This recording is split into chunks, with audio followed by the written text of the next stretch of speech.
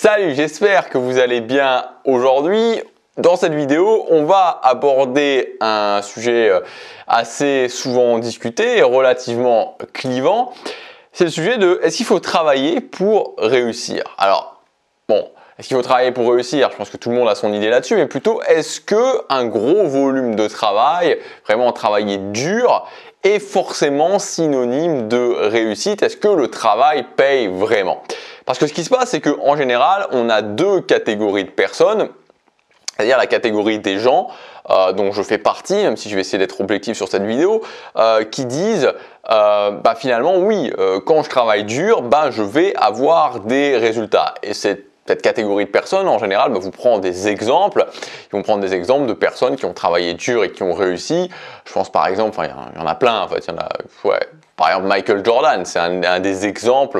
Il y a plein de basketteurs, plein de chanteurs, il y a plein de gens justement qui ont réussi à très haut niveau et qui travaillaient très dur. Michael Jordan est l'un des exemples parmi tant d'autres. Et puis de l'autre côté, vous avez les gens qui eux disent que bon, le travail, oui, mais c'est pas forcément ce qu'il faut rechercher en priorité. En tout cas, c'est pas l'alpha et l'oméga. Et ils vont plutôt dire que on va plutôt être dans cette philosophie de faire moins, mais de faire mieux, d'être efficace et tout ce qui s'ensuit. Alors, en général, pour ce type de personnes, il n'y a pas vraiment, petite personne, je ne connais pas vraiment d'exemple de grandes réussites et de personnes qui disent qu'ils en ont fait beaucoup moins, mais ce qu'ils vont faire, ce qu'en général ces personnes-là vont faire, c'est qu'ils vont pas vraiment prendre d'exemples, ils vont plutôt prendre des contre-exemples. C'est-à-dire qu'on va plutôt vous dire, regardez telle personne qui travaille dur et qui pourtant réussit pas. Regardez telle personne qui elle aussi travaille dur et qui pourtant ne réussit pas. Et donc c'est vrai qu'on finit par dire, bon d'accord, il y a des gens qui travaillent dur et qui réussissent, mais d'un autre côté, regardez, il y a aussi tous ces gens qui travaillent dur et qui ne réussissent pas. Alors je prétends pas, mon but c'est pas de convaincre ceux qui pensent qu'il faut pas travailler dur et qu'il faut en faire moins et qu'il faut être efficace. Mais ce que je veux dire, c'est que j'aimerais apporter des éléments de réponse par rapport à ça et par rapport surtout aussi au volume de travail. Et vous savez, à cette fameuse règle des 10 000 heures. Donc cette règle des 10 000 heures que moi j'avais découvert pour la première fois dans le livre Outliers de Malcolm Gladwell. Et en fait, cette règle des 10 000 heures, elle a été théorisée, on va dire, par Anders Ericsson, qui est justement un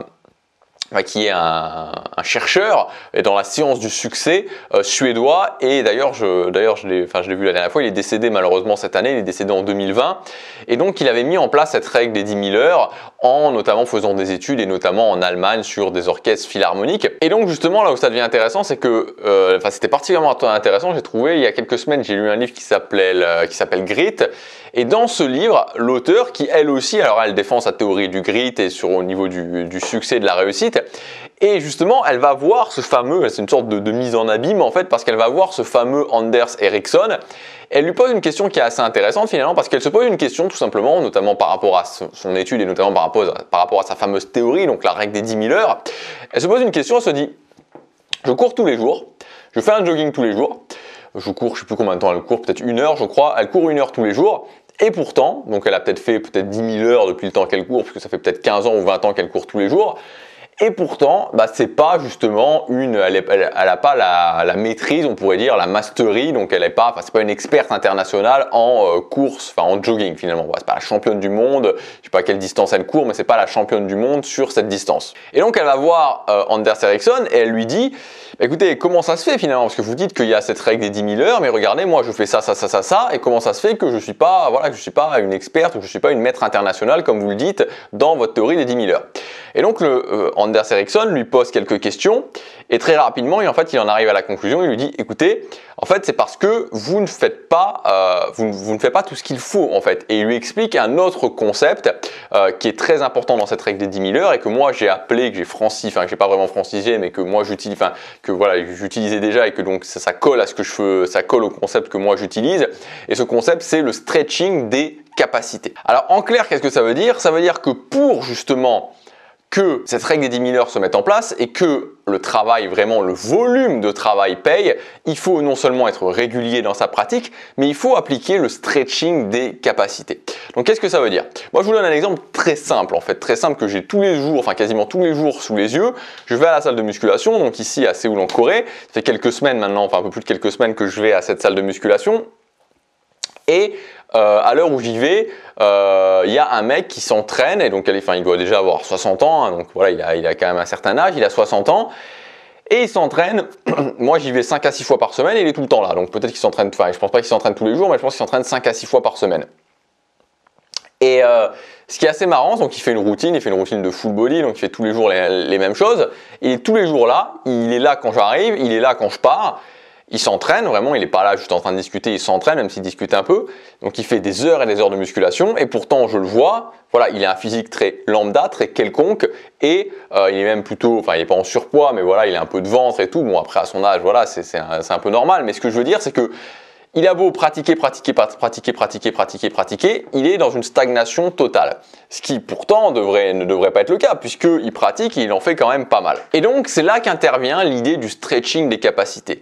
L'idée du stretching des capacités, c'est le fait que la régularité, oui, pour avoir ce volume d'heures de travail, mais que en plus, vous devez faire en sorte d'aller quelque part dans l'inconfort, c'est-à-dire d'augmenter vos capacités dans ce que vous faites, dans le but d'atteindre un objectif.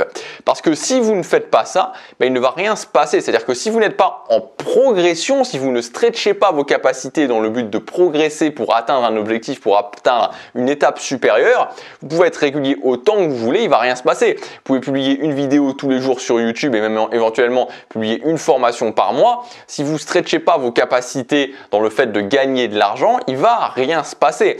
Si vous avez quelqu'un par exemple qui court, je sais pas moi, qui court par exemple 5 km tous les jours. Tous les jours, il fait son 5 km. 5 km, 5 km, 5 km, 5 km, 5 km, 5 km, 5 km, 5 km. Quand il aura fait ça pendant 10 ans, est-ce que ça veut dire qu'au bout de 10 ans, cette personne-là, qui court 5 km par jour, si elle va au championnat olympique ou au championnat du monde, va être la championne ou le champion du monde ou va être dans les meilleurs? Très certainement pas. Il y a très certainement, alors je sais pas au niveau des 5 km, mais il y a peut-être plein de gens qui font ça et qui pourtant ne s'améliorent pas.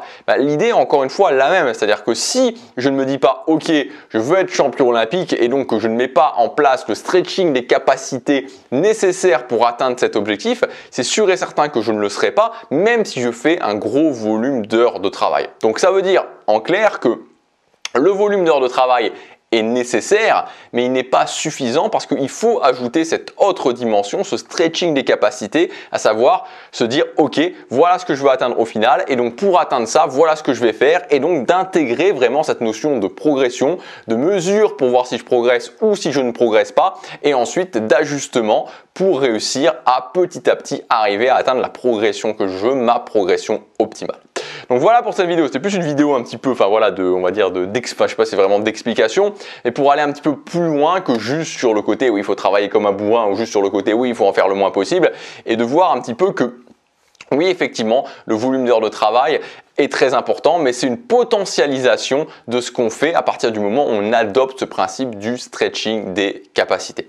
Voilà, je vous dis à demain pour la prochaine vidéo. Comme d'habitude, si vous voulez aller plus loin, vous avez mon site officiel en bas et vous avez aussi, si ce que je fais, si mes valeurs vous parlent, pour aller plus loin avec moi, pour vraiment aller encore plus loin dans la progression en termes de transformation de votre vie, ma newsletter, c'est dans les liens dans la description. Chaque jour compte.